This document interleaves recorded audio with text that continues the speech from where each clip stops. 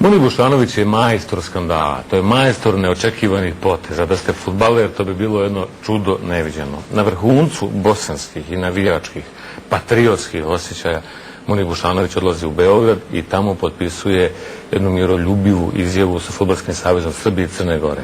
Munibe, milijardu pitanja imam u ovom momentu u glavi, ali jedno mi je ono nekako sarajevsko prvo na pameti. Šta ćeš, bola ne bio u Beogradu?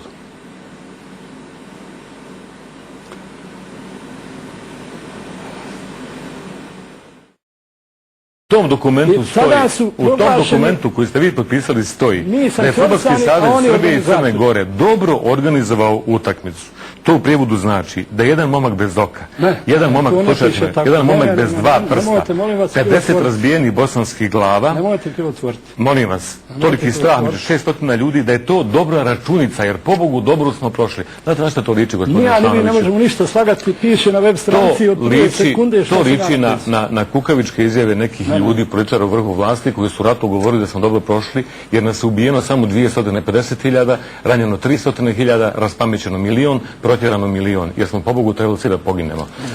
To je tako nevjerovatan potez da ja znam kakvu se ružnu asocijaciju napravili s ovim potezom. Bio je u ratu jedan, znate ga, jedan u ratu koji je išao u Beograd da potpisuje mir, dijalog, primirja, kooperaciju i saradnju dok se ovdje ubijalo, znate?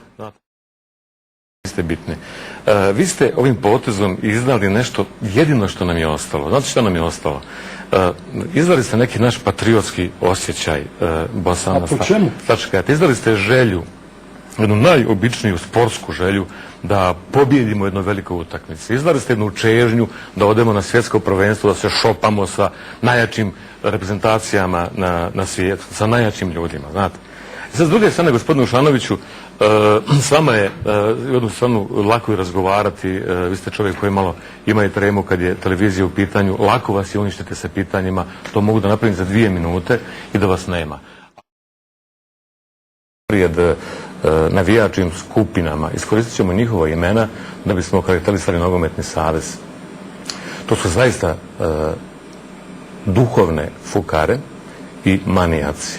To su zaista prave horde zla i krajnje je vrijeme da budu i robijaši. Muni Bušanović je napravio još jedan skandal, probio je termin centralnog dnevnika, pa smo zbog njega izbacili priloge o misiji jer bi već najavljene, jedan komentar Abdullaha Sidrana. Još samo vremena,